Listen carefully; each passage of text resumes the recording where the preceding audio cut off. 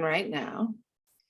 And the recording, just so you know, is for the sake of those who were unable to come, and will only be available to NEAFCS members, no one else. I see we still have 1 or 2 people joining us, so we'll wait 1 more minute.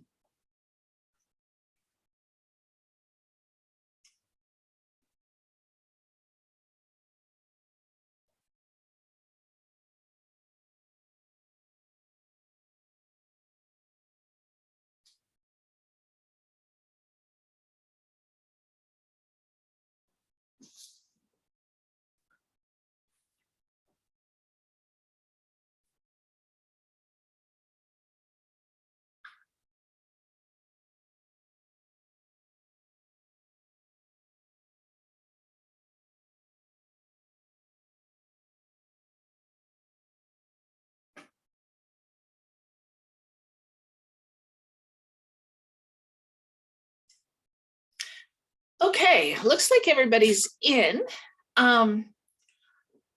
Would you all want to show your faces? If you can, turn your cameras on, that would be lovely. If you can't, we understand.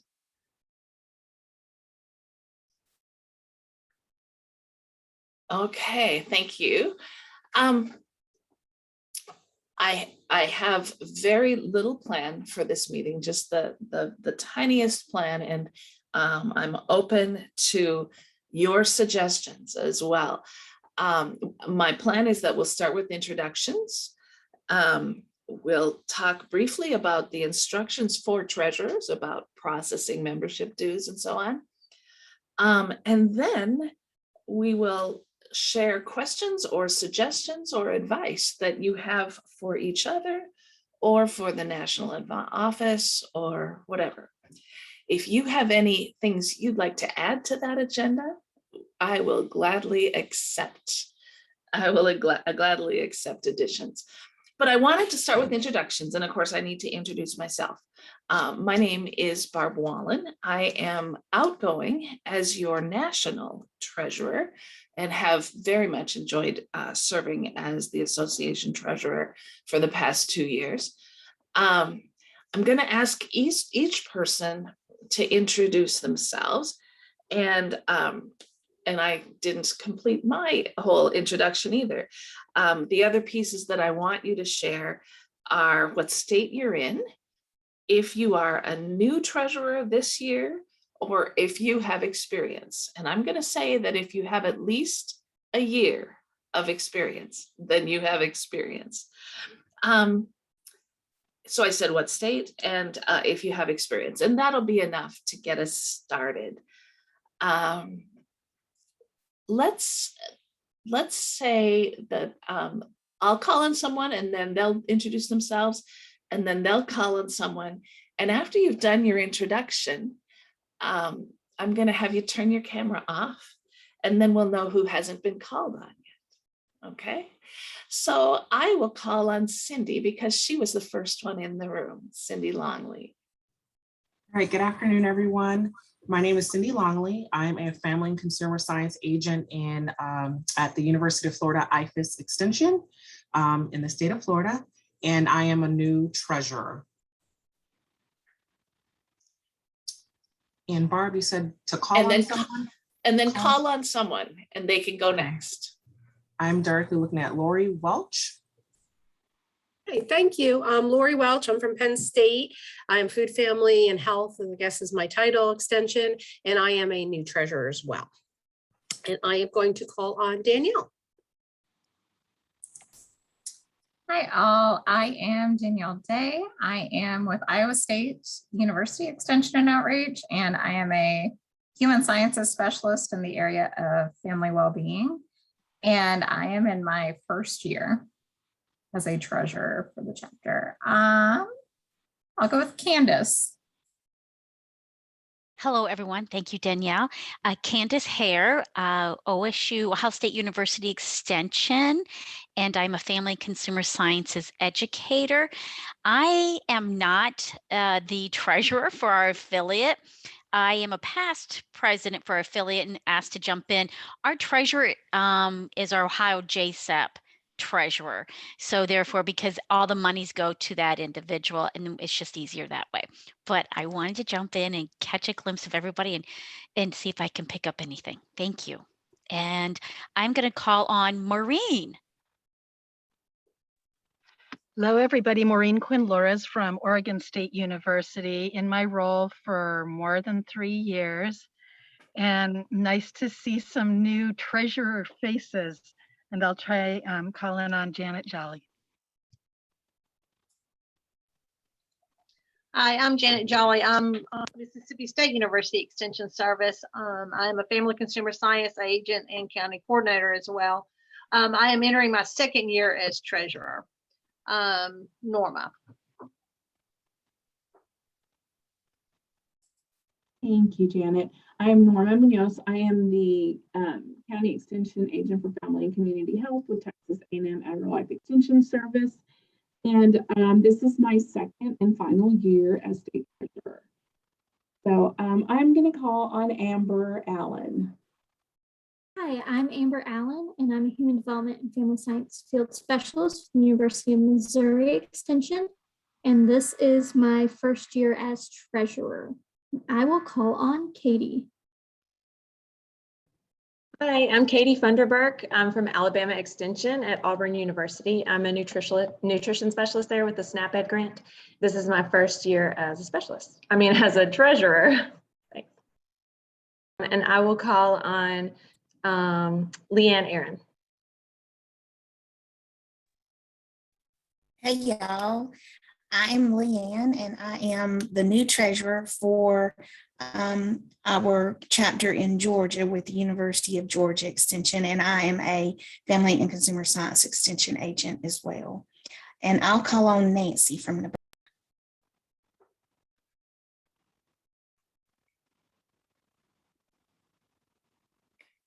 Nancy, you're muted still. I wasn't muted, then I muted. Okay, well, I'm Nancy Prex. I am from Nebraska. I've been a treasurer a long time. I can't tell you exactly how long, but I'm guessing since 2013, something like that. And I'm going to be finished after next year. So that's it. I do food, nutrition, and health, and I live in rural Nebraska.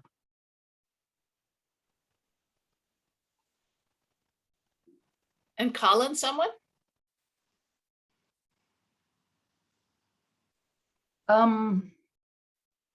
Candace, have you gone? Or Kamiyah, I mean? Kamiyah, she hasn't gone. My name is Kamiyah Wallace Bouchard. I am a consumer economics educator with University of Illinois Extension. I'm in my 2nd term as treasurer, and I will go ahead and call in Glenn. Hey, good afternoon, everyone. I guess good morning for the Pacific Coast folks. I'm Glenn Stern with Virginia Cooperative Extension, Family Consumer Science Extension agent. This is my, I think, 9th year as a Virginia affiliate since whenever Galaxy was, way back in the day. But yeah, I'm excited to still be here. And the next person I see on my screen, and I apologize if I say your name incorrectly, Sue-Gon Lee. Hi, this is Sue-Gon Lee. I am with University of Idaho Extension as a family and consumer sciences extension educator. And this is my 1st year as the treasurer. I'm gonna call on Shannon. Hi, I'm Shannon Autry. I am a Family and Consumer Science agent for the University of Arkansas, and this is also my 1st year as treasurer, and I think that wraps it up. So I'm going to call back on Barb, maybe. That's wonderful. I actually think there's a couple people who never had their camera on, and maybe they don't have a camera. Carrie, are you free to introduce yourself? Hi, yes, I'm Carrie Sorensen. I'm with University of Maryland Extension, and I'm a returning treasurer. Excellent. And Shauna? Shauna is also with Maryland. I think she put in the chat. She is on her way to a teaching thing, so I don't know that she's going to be able to unmute. Okay, that's great. Thank you. I didn't see that in the chat. Okay, now if you would, it'd be great if you all turn your cameras back on. I am, as the national treasurer, I am leading this meeting, but I have true confessions.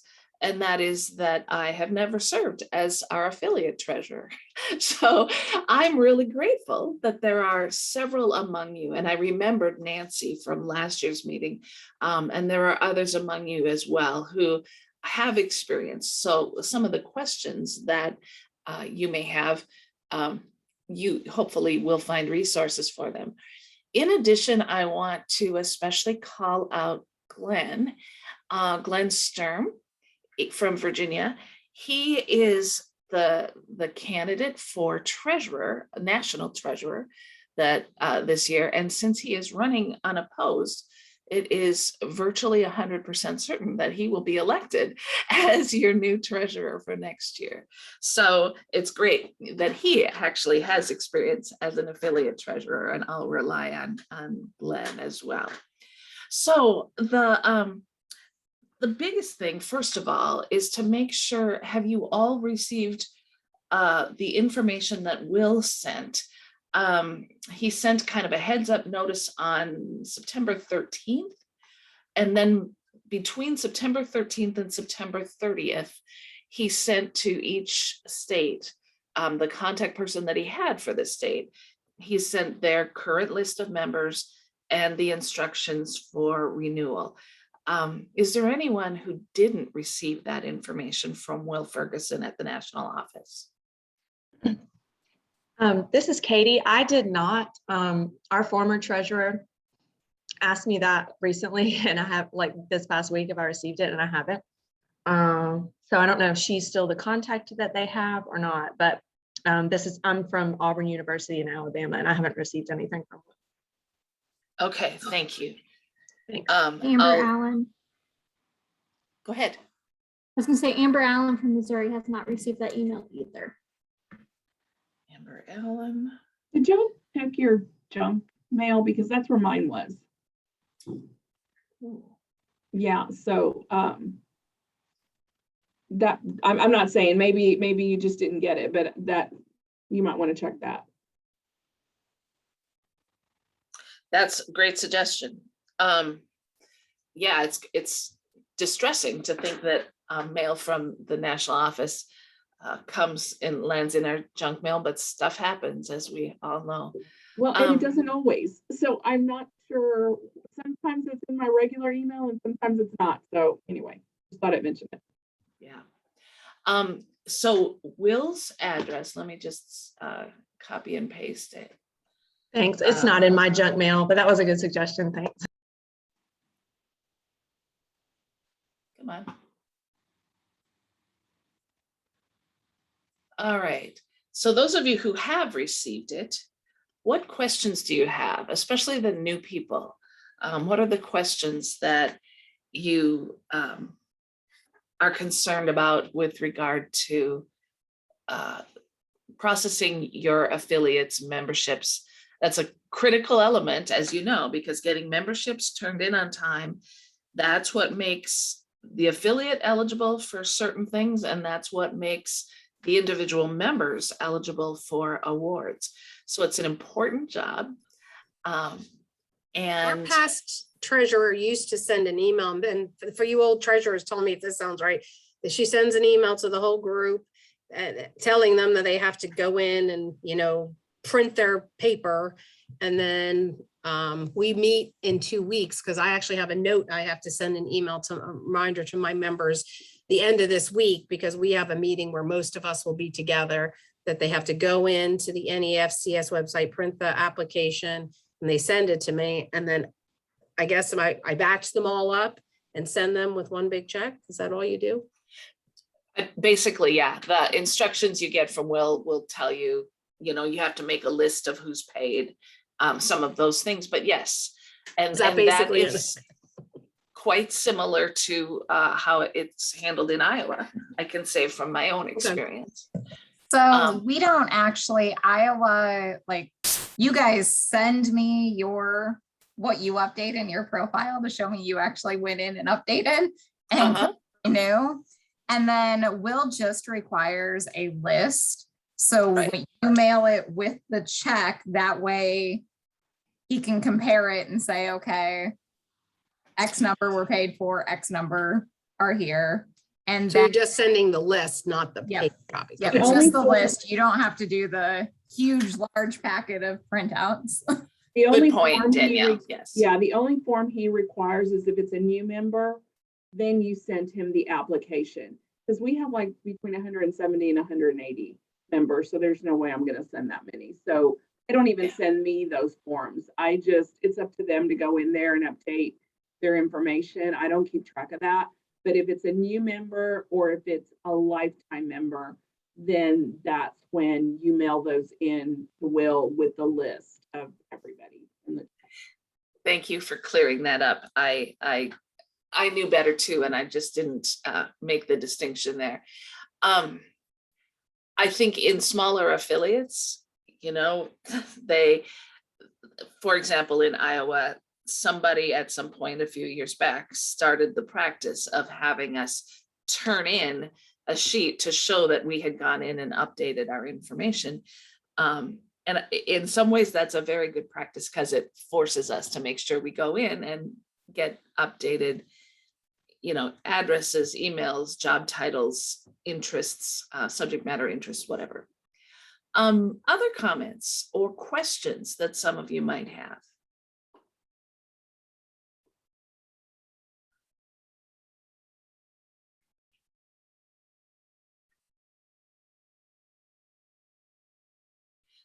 Is there anything as treasurers to the national that we're supposed to do otherwise besides the membership? Really, no. Well, I can let some of you experienced people speak. I shouldn't say no. I mean, I know there's stuff at the local level you have to write checks and stuff for, but I didn't know nationally is our big thing just getting the membership and the money to the national office. Is there anything else, anyone? The one rare thing situations. Oh, sorry. No, go ahead, Glenn. I was going to say there's just rare situations where there's things outside of dues. I know that times when we had in person, there was like corsages for award winners and things, and those had to be sent to national. Obviously, if you're hosting, there's much more that goes on with that if your state's hosting. But yeah, generally the bulk of it is dues around this season. And the one thing that could change is, or just could be an ongoing thing, is that sometimes we get people joining not during the normal joining time, but sometime later in the year. So you may correspond with national if you have a new state member in May or July. And we do get memberships that keep coming in throughout the year. So you may have some of those, but you may not. So if we get the members' dues turned in postmarked by December 31st, and that's for eligibility for various things like awards. But then if someone sends in a later membership to me, I can mail it in to national, just the same as I did before. Exactly. Yep. And that's running like all throughout the year. Yeah. But yeah, so like if someone doesn't make it in by December and they want to renew in January or February, that's fine. Yeah, and we still want them to be members. But it just does mean that they wouldn't be eligible for an award that year. Okay, thank you. Anybody else? Evelyn, did you get to introduce yourself or did you just join us? Hi, I'm Evelyn Whitmer. I'm with University of Arizona. I'm the treasurer here for our association. Sorry about that. We had some difficulties with the computer, so. We're glad you're here. It's fine. I've been on for about, probably 8 years now as treasurer. So we have a small group. Excellent. So you're one of our experienced people that we can turn to as a resource. Yes. And of course, the big thing that it's my task to emphasize is that January 1st or December 31st is the proper, December 31st is the deadline. And honestly, that time of year is so chaotic and the mail can be bad too. So if I was in your shoes, I'd set a deadline of December 1st or December 10th or something like that and work from there. Just to help facilitate things and make sure your people don't leave it till the last minute. Maria, would you like to introduce yourself? Hi, all. I'm Maria. I'm with the University of Delaware Cooperative Extension. Glad to be here. And do you have experience as treasurer? I have been treasurer for many, many, many years. Okay, great. So you're one of our resource people here. Other questions? Yeah. Other questions or comments? New people. I have another question. So in my state, the person that's been the treasurer for the past 3 or 4 years has, or maybe even longer, has allowed for people to, like, we set a deadline and say, have it to her by the 14th or 16th or something like that, mid-December. But then she'll say to people that she'll hold it in case, like, and not put it in the bank, for instance, until later on in the year, like after Christmas or something like that. Or she'll still kind of hold out and not mail it until later in December so that people will have a chance if they didn't make it in by the earlier deadline. But I think I'm hearing you say you don't recommend that.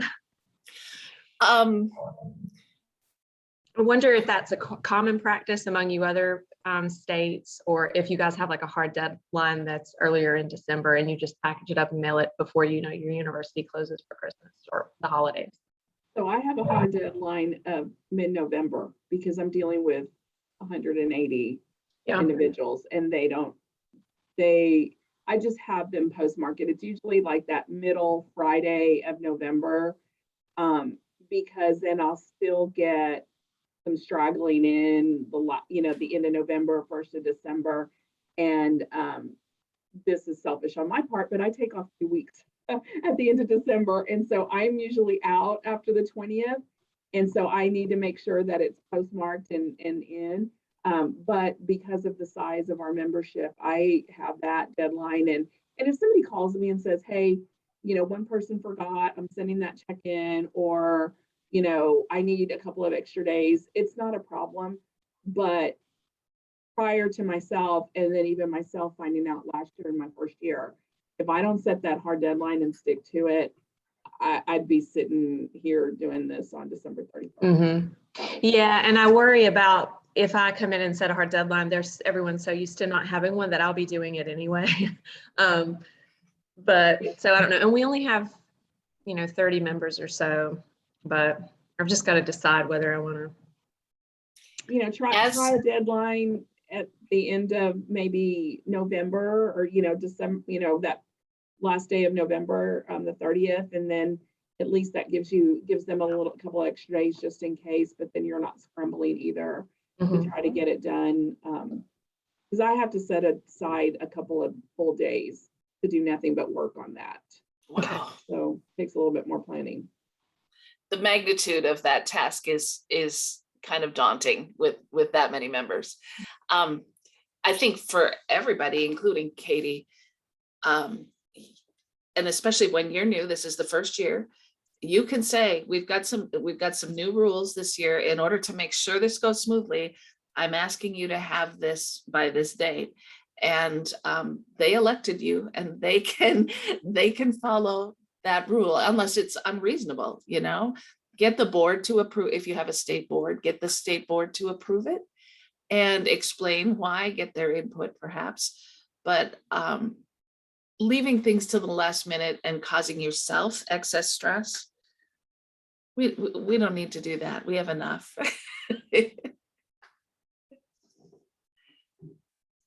Other words of wisdom from people with experience. I would add to that, Barb, and I would just say that because you can also put it in your bylaws, like just, ask to get it in your bylaws. And we only have like 30 members as well. And it just takes a lot of stress off you if you have a hard deadline and you say, what, in order to make sure that things get in on time. And, I think people will understand and say, I'm not trying to be a hard nose. I just need to get this stuff in and I need a deadline for you. And we do, because we have 30 members, we say December 1st. And that way everybody knows on December 1st, every year, they have to get their stuff in. So I start prepping them in October because we get some people can get their association dues paid by like a grant or something. And so we have to get a check request. And so I'm like, get your check request in now so that you can have your check in by the time the deadline comes around. So I start in October. I start reminding them in October. I think it's just about the same time that Will sends out his, this is who we have on board. And then I'm like, okay, this is my time. And I send it out to everybody and I say, you have to have it in by December 1st. And I mean, I do kind of, I don't tell everybody, but if somebody gets it in by December, whatever, 10th, I still turn it in. You know, I have my own deadline of the 15th to send it to national. So, and if people say, you know, I got to check in and stuff like that, we have enough funds in our account to kind of cover a couple of people. So, so I let that slide a little bit, but, yeah, for the most part, I have a couple of people who are consistently late. And last year they didn't get their stuff in and they couldn't apply for an award. And then I'm hoping this year they'll get their stuff in on time. Kind of like child development, right? Right. Consequences are the best teacher. Kamiyah. Well, I always remind them in my email because we actually have 12 treasurers that we have 12 districts. So right. Those members send into that district treasurer. And so I only get 12 checks, hopefully. But I, in that email to the treasurers, to the district treasurers, I always remind them. And I know ours is really good about it, just attaching my email and cutting and pasting that if their membership is not paid by the 31st, they can't apply for awards. And so I always kind of like highlight that, bold it, italicize it, whatever works. It kind of helps everybody understand and makes it a little easier sometimes. Yeah, I was going to add that in addition to everything that you all have been saying, yes, that flexibility piece is great in addition to having like that hard deadline. And so that's what we do in Illinois. We do have that deadline, but knowing that, you know, with like December just goes by so fast, and then it's the holidays. So what is really great is that the national office is willing to work with members. If they haven't gotten theirs in by the time I'm sending in like the package, they can send it directly to him or to the national office.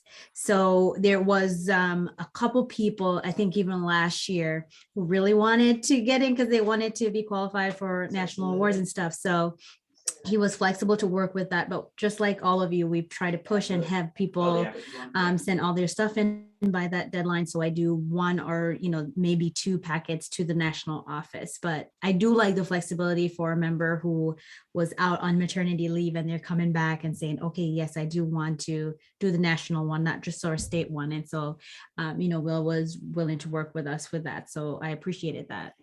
Let me just say though, do not tell your members that. No, that's not, that was secret. That's a one-off thing. Yeah. Yeah. So that's a one-off thing. But I'm just saying, like, for somebody who's coming back because of like leave and other things like that, it worked out well. But like I said, like most of you, we do have that hard deadline. No, we don't communicate that. Yeah. And hopefully you don't have to do that, because that becomes extra work for Will. And so, you know, if we all started doing that, that would have to be put to a stop. As long as we keep it for only emergency situations, you know, like unusual situations where there's a real reason, then it's reasonable for our national office to kind of go out of their way and make special provisions for special needs. But we can't let that become a norm. So please don't plan on that. I love the things in the chat, people sending 2 batches to reassure the early ones. Had your check lost in the mail, darn it.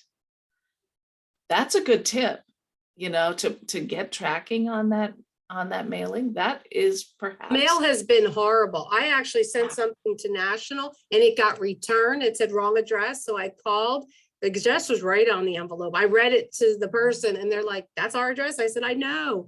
And so it wasn't anything important, but I said, okay, let me just tell, I mean, I read it line for line, and friggin' mail has been, here in Pennsylvania, it is awful. So I'm actually setting my deadline pretty early because it's taking forever for anything to get anywhere here. That is a nationwide phenomenon. And so that is something for us to keep in mind as well. Oh, Maria's comment. If people have a federal year budget, and if they can pay their membership from their work budget, which I don't know how common that is, but that it is an interesting comment that Maria put in the chat. Yeah. And then I know that in Iowa, just this is my experience, and another person mentioned it earlier in the discussion, when you have an opportunity, when there is a time that extension staff or family and consumer sciences staff will be together, that is a great time to collect dues from everybody if you possibly can. And that has been something we've been able to do most years, except for COVID. So that, I think, makes life noticeably easier for the treasurer as well. So take advantage of those if you have those opportunities. All right. What else? The one little, I guess, word of wisdom. Obviously, extension agents and extension educators get very busy. And when they see a deadline that's a month or two away, they forget about it, or I shouldn't say forget about it, but prioritize other things first.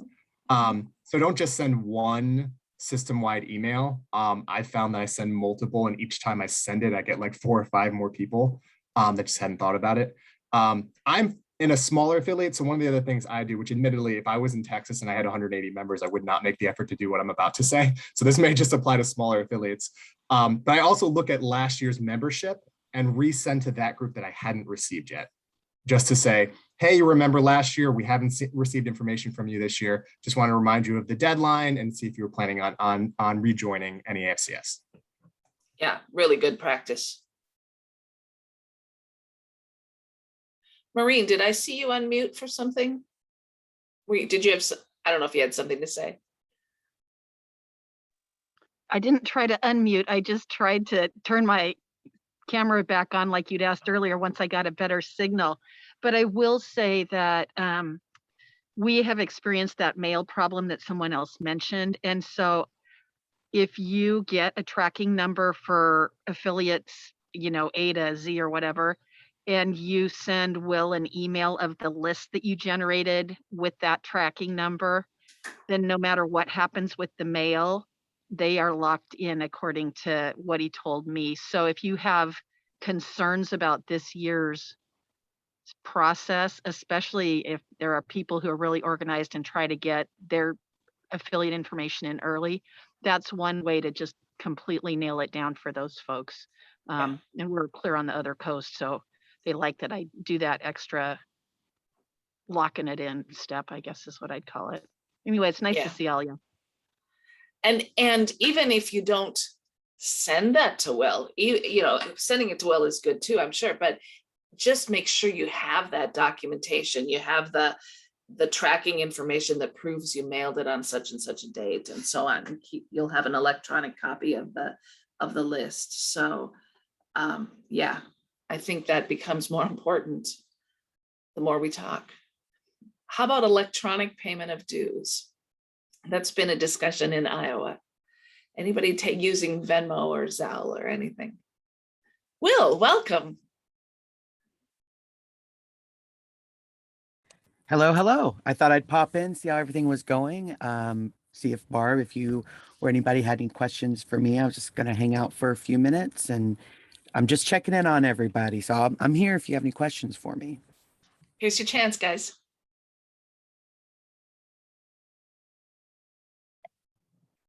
Hey, Danielle. Yeah. Hey, Will. Hi, nice to see you. I'm Katie Funderburk in Auburn, Alabama here, and I'm taking the treasurer position from Melanie Allen, who's had it for a while, and I haven't received emails from you yet, and Melanie's retired, so it's not that easy to get in contact with her. So if you would just if maybe you could resend me any emails and I'll be on the lookout for them to make sure I get them. I'd appreciate it. Thank you. Yeah, I'm checking your profile right now. I got to make sure you're on the e-list. Make sure you get those. That could be the easiest problem. Yeah, we don't have you on the e-list. That would be why. Katie, I will resend you. So you don't have the email that went out in September. Right, that had your list and all the instructions and everything. Right. Okay, so I can Thank you. certainly, of course, I can certainly get that to you. I also have Amber Allen sent me an Yes. email basically about the same thing, right, Amber? Yes. That's Okay. what I was just about to say. Yep. All right, I will make sure and get that over to both of y'all a little bit later. And Amber, Thank you. you're in Missouri, is that right? That's right. Okay. Anybody else have any other questions for me right now? Cindy.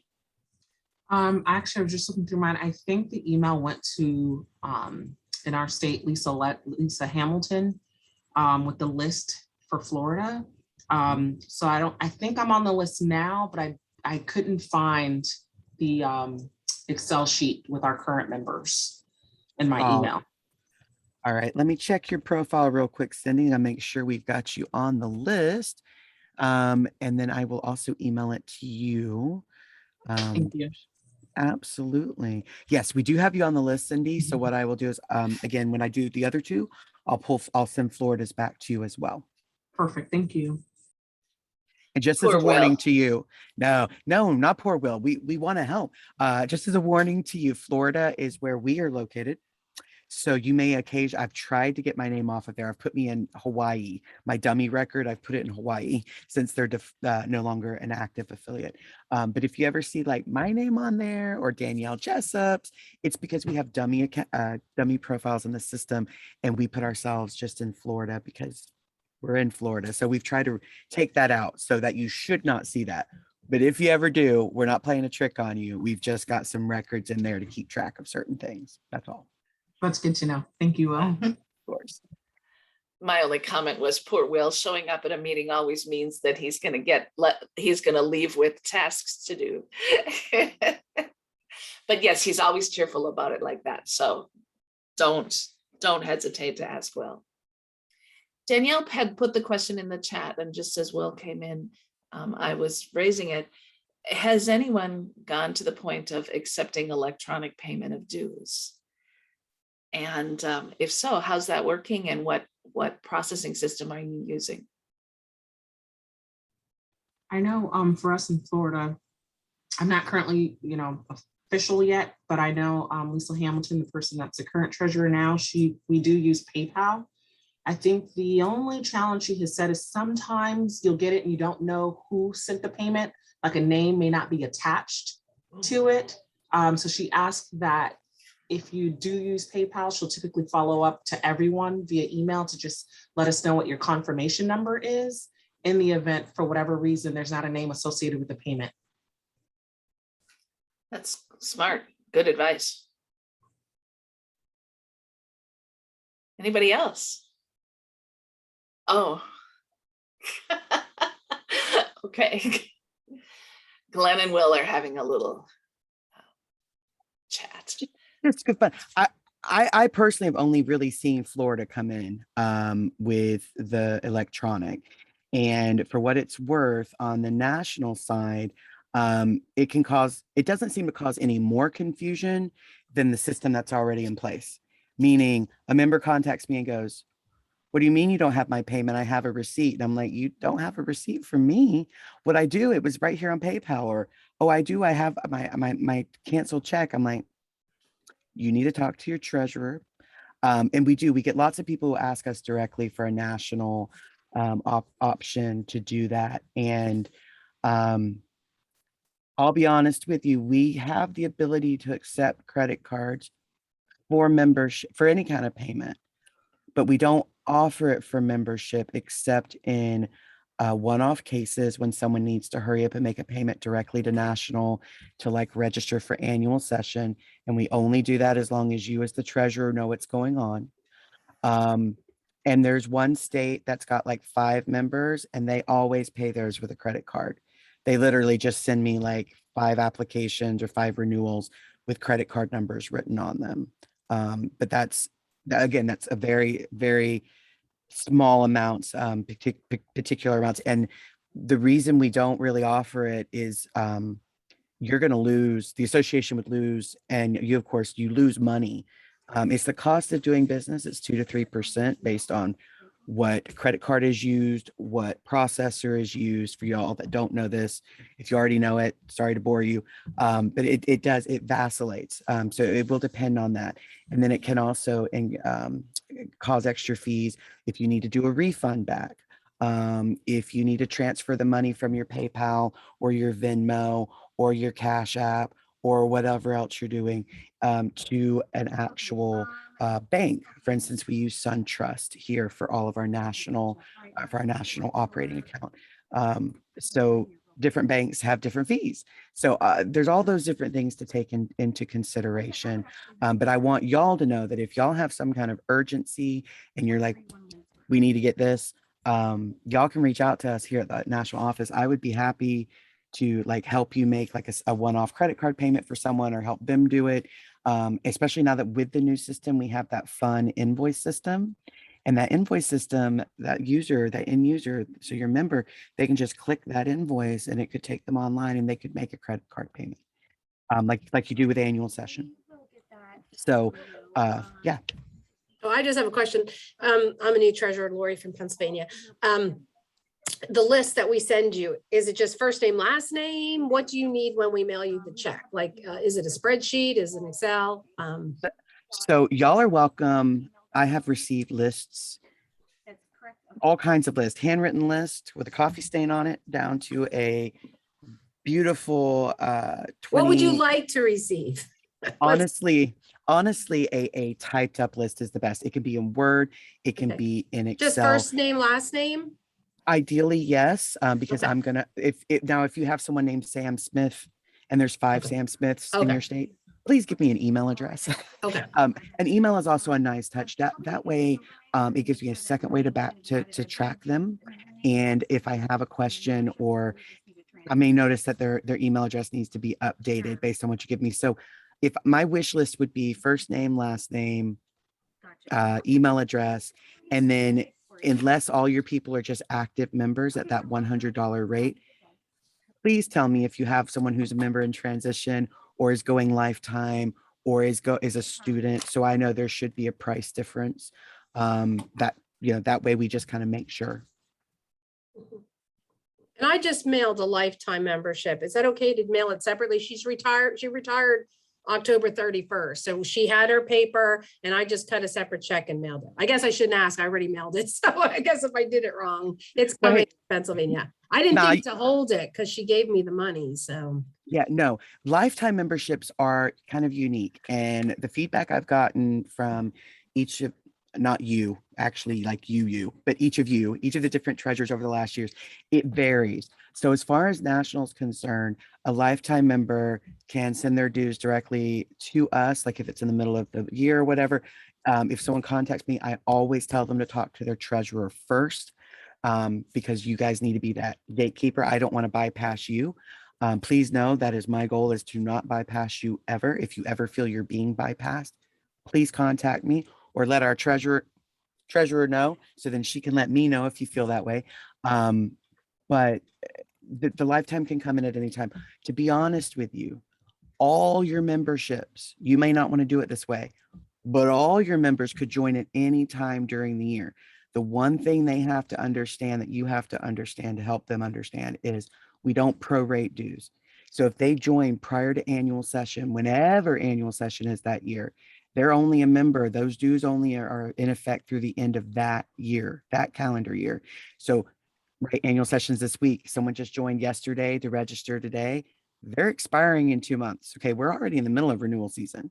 If they join anytime after annual session, it's still $100, just like it was before, but they'll actually get what's left of this year for free. Basically, we just go ahead and activate them now, and they're good through the end of the following year.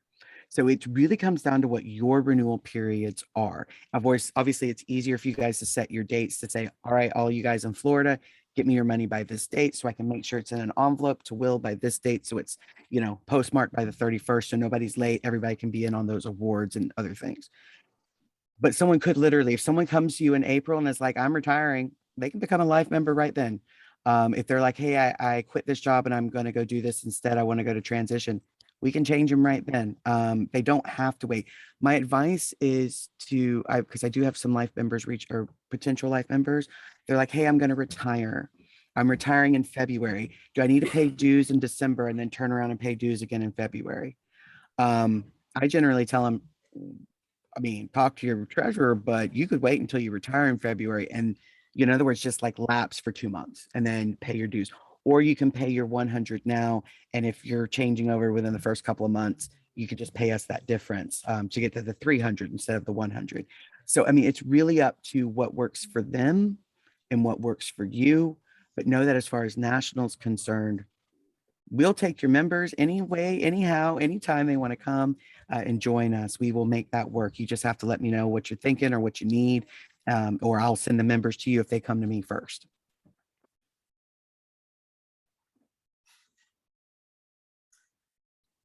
All right. We were fortunate to have Will join us. I had invited him, but he told me he was needed elsewhere. And we're grateful that he came. Any other comments, suggestions, advice, questions?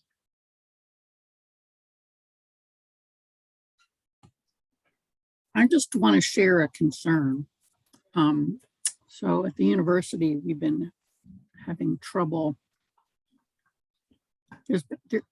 People have left. In our organization, the administrative levels that kind of like cut the check and those kinds of things are taking way too long to process. So I'm actually putting in the request today to cut the check. And I'm keeping my fingers crossed that it processes by December 31st. So I guess I sort of feel like I'm doing the best I can, but if it doesn't come to you by December 31st, do I have a little wiggle room?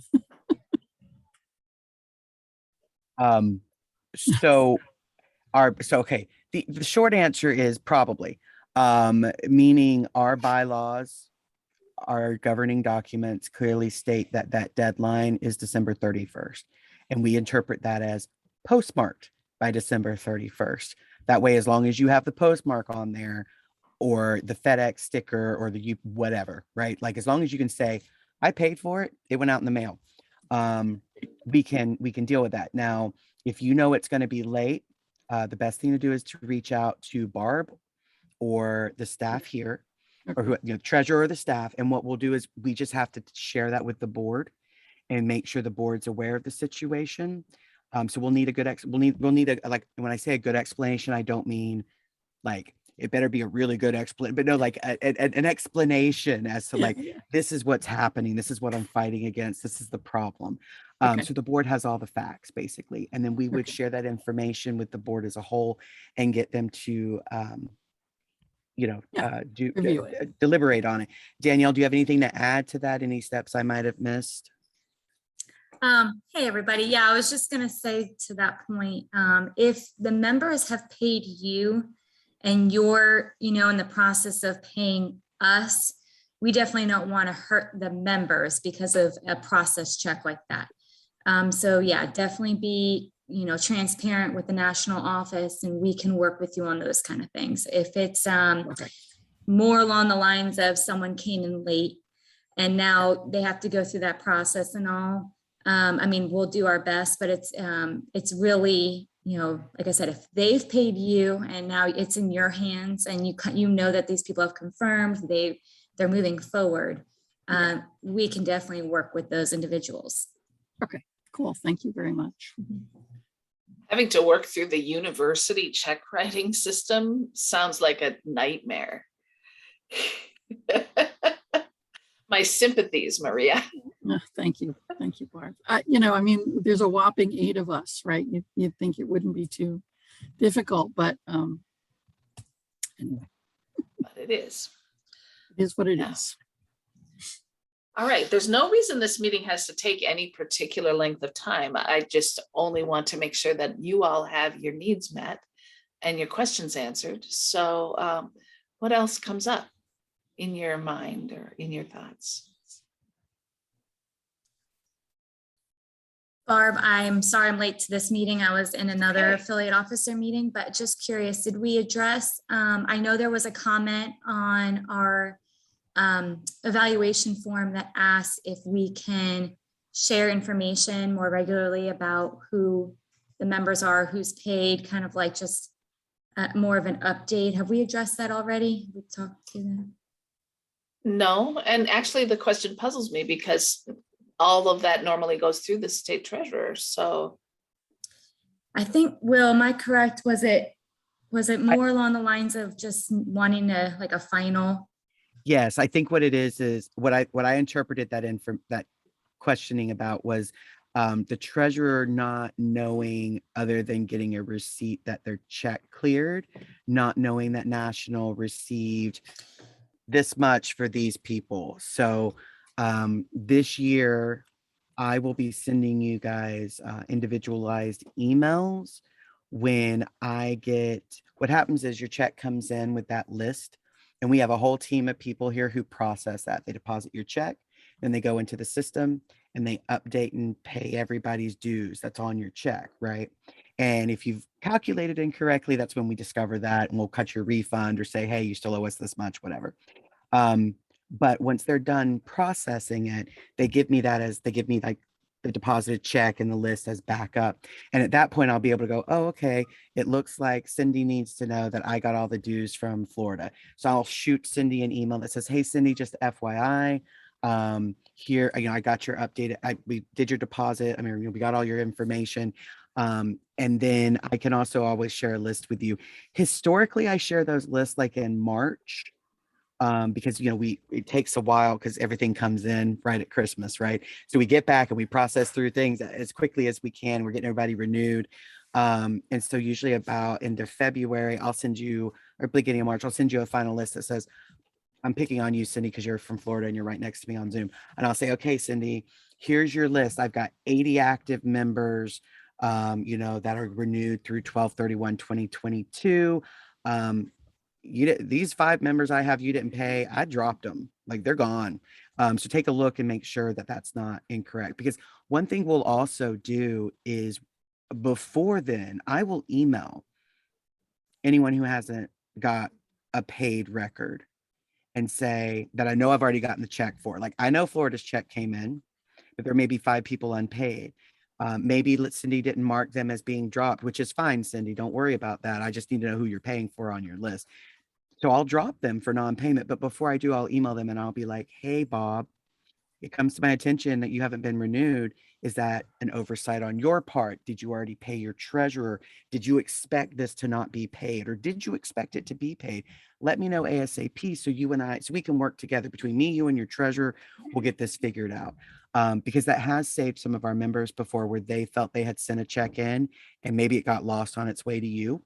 So it saves you a member and it saves us a member, right? Like we all win there. So I'm just going to I'm going to do everything I can to send you individualized emails as soon as I get that backup, so that you're having a connection between sending me the check and early March getting a brand new list. So you're not going 2 months with radio silence, basically. And I just saw Danielle just put in the comment that is exactly what we were interpreting. So we wanted to make sure, and I knew it was related to treasure. So I'm glad. Yes, perfect. Absolutely. Yeah, the new system's great, y'all. What happens is when we renew everybody, we put them into renewal, it generates an invoice for them. We don't email them that invoice because we don't want to confuse them, right? You're invoicing them, for lack of a better word. So we don't want to. But what happens is it creates that invoice in their record. So then we go in and we pay that invoice. And when we pay the invoice, it sends an email that says, hey, Danielle, here's a copy of your paid invoice. So y'all don't freak out when you get an email, because you're a member too, that says, hey, Danielle Day, here's your $100 that you've paid. Don't be like, I sent that man a $10,000 check. What? No, that's not what's happening. That's because that's your due. So you would have gotten it plus however many other people were, the other 100 people on your list or whatever. So that way they can have it for their records. And And it lets them know so that because we have heard feedback from individual members who are like, I wrote a check to my affiliate back in September. It is now April 15th of the following year. I didn't get anything. I mean, they got the renewal email, but like they didn't get any kind of backup saying it was all finished or whatever. So that is something that will hopefully fill in some of those divots. But y'all, please continue to let us know if there's more communication we can do with you. Just tell us. We want to be 100% transparent, and we want to give you what you need. So if anything about the invoices, if you're like I said, just let Danielle, Jessup, or I know, just reach out to us, or definitely let Barb know. I mean, we want to know how we can help you guys. Yeah, that reassurance to the individual member that their dues were received, that's a really good idea. Okay. Having heard a lot of radio silence, I'm kind of in a kind of going, gone mode here. Anybody? Any last comments or questions? I have one. Yes, sir.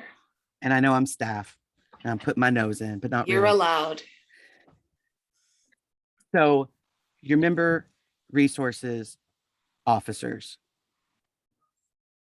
I don't know how many of y'all talk to them on a regular basis, but we are encouraging. What we're trying to do is we're trying to encourage them, and we're trying to encourage y'all to make sure you are talking to each other, because the member sources, the member resources folks, I mean, they're getting some of the marketing pieces we do, like our return on investment, which really explains what they get from being a member. It explains why they need to give you their dues. And so it tells them what they get at the national level. You can combine that with what you guys get at your local level. That can help you recruit membership, keep membership. I'm sure there are some of you have all this down pat. That's so wonderful. But if any of y'all feel like you don't, like I said, definitely talk to your member resources folks. You can also reach out to staff. The two of you together can reach out to us and say, I'm having this problem. But yeah, talk to your member resources folks, because they're going to be plugged in to all the reasons why someone should renew at your state and your national level.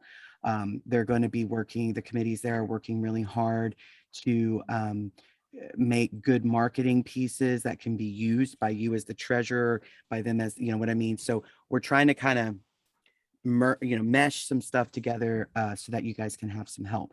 So if you're not already, please know that check in with them, because they may get some stuff out of their affiliate officer meeting that they've had today that could be very beneficial to you, and vice versa.